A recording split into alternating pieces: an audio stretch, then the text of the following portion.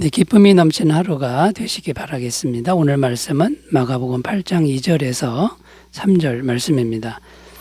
내가 무리를 불쌍히 여기노라. 그들이 나와 함께 있은지 이미 사흘이 지났으나 먹을 것이 없도다.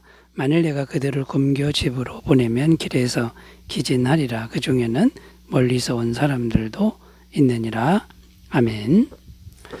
오늘 말씀에 보면 주님의 안타까운 마음이 잘 나타나 있습니다. 그 안타까운 마음은 무리를 사랑하시는 마음입니다. 2절 3절 다시 읽어보면요. 내가 무리를 불쌍히 여기노라. 그들이 나와 함께 있은지 이미 사흘이 지났으나 먹을 것이 없도다.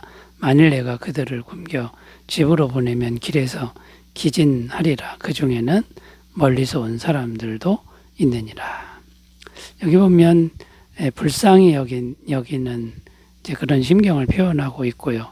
그다음에 먹을 것이 없어서 쓰러질까봐 걱정하시는 이제 그런 심정이 잘 나타나 있습니다. 그러니까 이 모습은 어떤 모습이라고 할 수 있냐면 주님께서 우리들을 사랑하시는 모습이라고 말할 수 있다라는 겁니다. 자, 그런데 중요한 부분이 뭐냐면, 중요한 핵심이 뭐냐면, 우리가 주님을 먼저 사랑한 게 아니라 주님께서 우리보다 먼저 우리를 걱정하고 먼저 사랑하고 계신다라는 이 점이 바로 중요한 점이다라는 겁니다.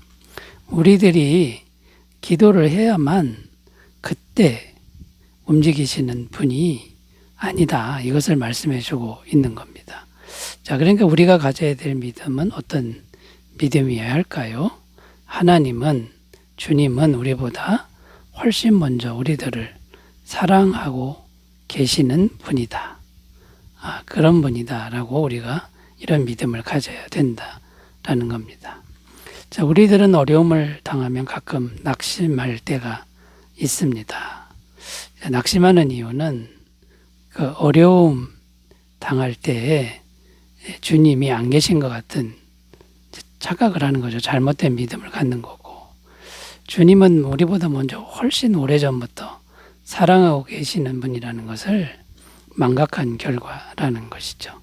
자, 이렇게 낙심하는 그런 마음이 되지 않으려면 우리는 어떤 믿음을 항상 가져야 하는 것일까요? 이런 주제로 오늘 말씀의 은혜를 나누겠습니다.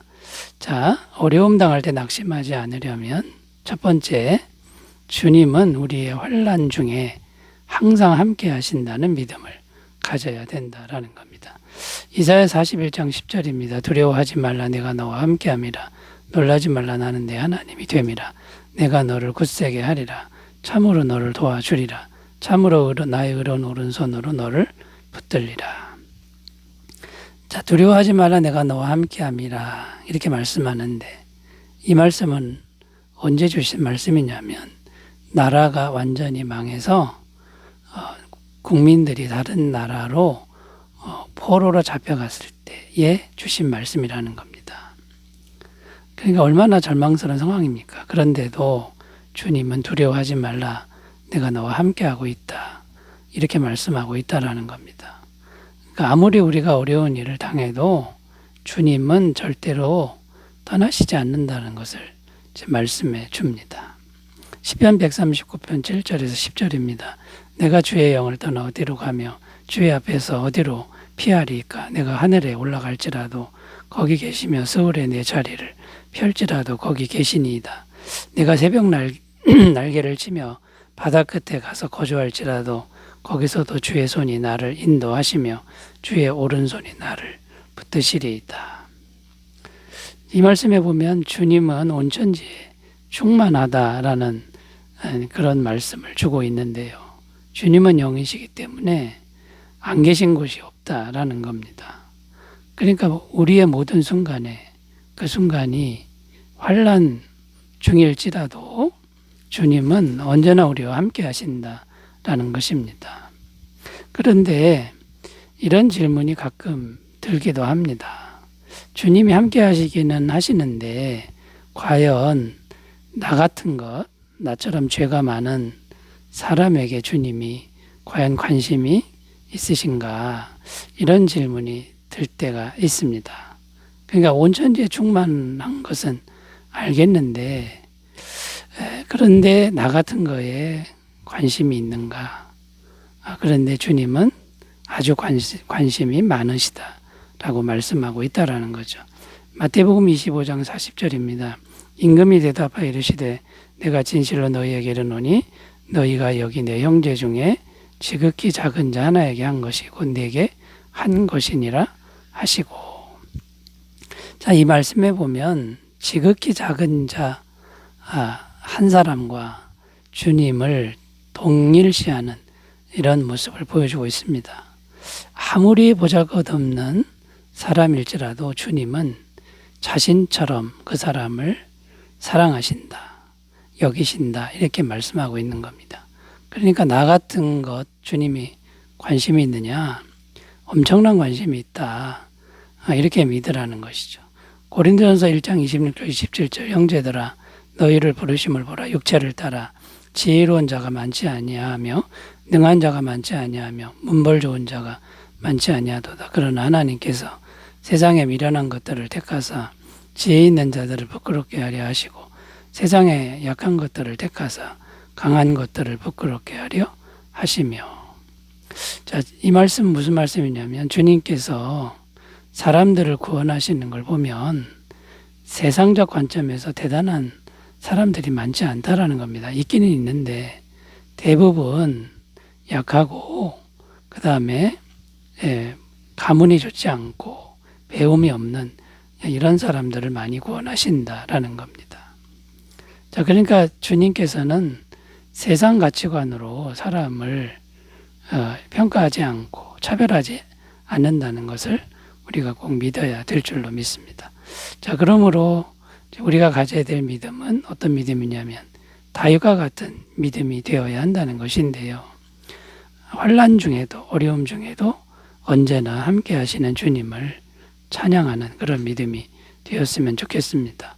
시편 23편 4절입니다. 내가 사망에 얹지만 골짜기로 다닐지라도 해를 두려워하지 않을 것은 주께서 나와 함께 하심이라.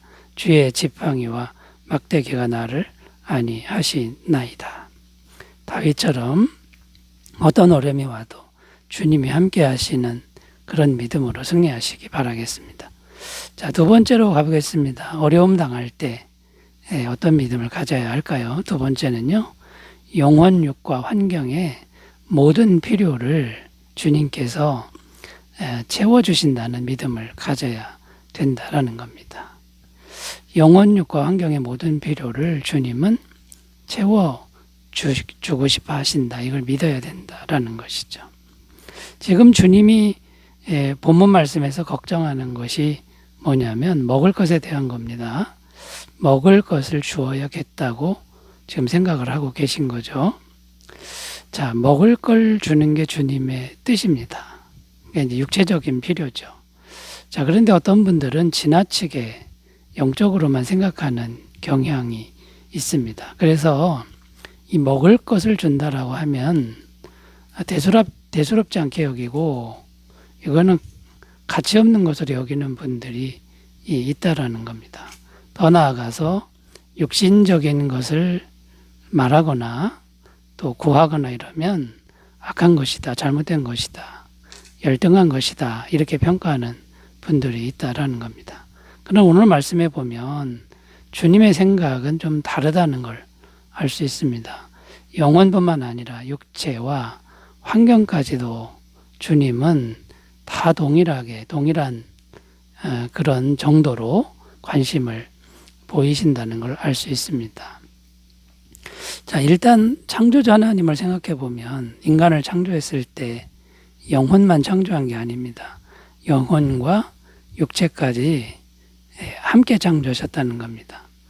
자, 그런데 완전한 하나님이 영혼육을 창조했을 때 영혼육이 다 완전하게 창조하신 것이지 하나를 열등하게 창조하실 수는 없다라는 겁니다. 창세기 2장 7절 여호와 하나님이 땅의 흙으로 사람을 지으시고 생기를 그 코에 불어넣으시니 사람이 생명이 되니라. 그러니까 영혼육이 하나님의 완전한 창조의 모습이라는 거고요. 천국에 갈 때도 성경에 보면 영혼만 가는 게 아닙니다. 영혼과 몸이 함께 천국에 들어간다고 말씀하고 있는 겁니다. 데살로니가서 5장 23절. 평강의 하나님이 친히 너희를 온전히 거룩하게 하시고 너희의 온 영과 혼과 몸이 우리 주 예수 그리스도께서 강림하실 때에 흠없게 보존되기를 원하노라. 여기도 분명히 영과 혼과 몸이 동등하고 동일하게 나오고 있음을 우리가 잘 보셨으면 좋겠습니다. 자, 그러므로 우리의 바른 태도는 영혼뿐만 아니라 육체까지도 귀하게 여길 줄 알아야 되고요. 육체에서 끝나는 게 아니라 환경에 필요한 그 필요를 위해 기도할 줄, 구할 줄 알아야 된다라는 겁니다. 그리고 믿어야 되는데 뭘 믿냐면 이 모든 필요를 하나님이 채우신다라는 거고 채우시는 걸 기뻐하시는 분이다. 이것을 꼭 믿으셨으면 좋겠습니다. 빌립보서서 19절 나의 하나님이 그리스도 예수 안에서 영광 가운데 그 풍성한 대로 너희 모든 쓸 것을 채우시리라. 이렇게 말씀하고 있고요. 마태복음 7장 11절 너희가 악한 자라도 좋은 것으로 자식에게 줄 알거든 하물며 하늘에 계신 너희 아버지께서 구하는 자에게 좋은 것으로 주시지 않겠느냐. 여기서 말하는 좋은 것은 영혼, 육, 환경 모든 것을 다 포함한다라는 것 꼭 기억하셨으면 좋겠습니다. 자, 세 번째로 가보겠습니다. 어려움 당할 때 가져야 될 믿음 세 번째는요. 모든 주권과 능력은 오직 주님께 있다는 믿음입니다. 사무엘상 2장 6절 7절입니다. 여호와는 죽이기도 하시고 살리기도 하시며 스올에 내리게도 하시고 거기에서 올리기도 하시는도다. 여호와는 가난하게도 하시고 부하게도 하시며 낮추기도 하시고 높이기도 하시는도다. 자, 모든 것이 주님 손에 달렸다 이런 내용인데요. 어려움 당할 때 이런 믿음을 가져야 된다라는 거고요. 주님 손에 모든 게 달렸기 때문에 주님은 언제든지 모든 것을 아름답게 좋게 바꿔주실 수 있다라는 이런 믿음을 가져야 된다라는 겁니다. 오늘 본문에서도 보면 10,000명이 넘는 사람들의 먹을 것을 누가 해결합니까? 사람이 아니라는 겁니다. 오직 주님께서 해결하셨다는 거고요. 주님의 주권과 주님의 능력으로 넉넉하게 해결하셨다라는 겁니다.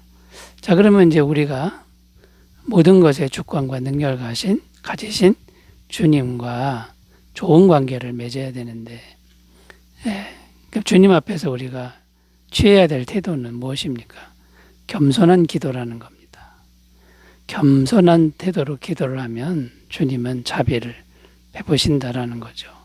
겸손하게 기도해서 주님이 허락하시면 모든 것은 이제 해결이 된다라는 거죠. 마태복음 10장 29절 참새 2마리가 하나 앗살이 은에 팔리지 않느냐. 그러나 너희 아버지께서 허락하지 아니하시면 그 하나도 땅에 떨어지지 아니하리라.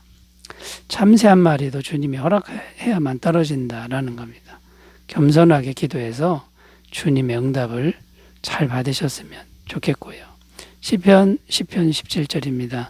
여호와여 주는 겸손한 자의 소원을 들으셨사오니 그들의 마음을 준비하시며 귀를 기울여 들으시고 겸손하게 기도하면 주님은 들어주신다.